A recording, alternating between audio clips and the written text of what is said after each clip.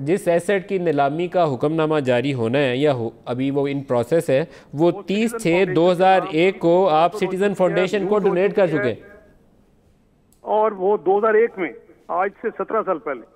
और वो 30/6/2001 में उसमें जी। गरीब हंड्रेड्स ऑफ स्टूडेंट जो हैं, वो TCF स्कूल जो है ये रायवन रोड के ऊपर है मलिक साहब। और ये उसमें कई सौ गरीब बच्चे आते हैं और रोज पढ़ के जाते हैं। तो ये डोनेट हो चुका है। दूसरा सही। आपने कहा DHA वाला हाउस नंबर, वो हाउस नहीं था, प्लॉट था। वो 99 में वो लिया था और 2004 में वो डिस्पोज हो चुका है। उसकी भी पूरी डॉक्यूमेंटेशन है और उसका पूरा रिकॉर्ड जो है। बाय द वे, कोई ये 25 में से कोई ऐसी चीज नहीं है जो मेरी FPR की रिटर्न्स में नहीं है।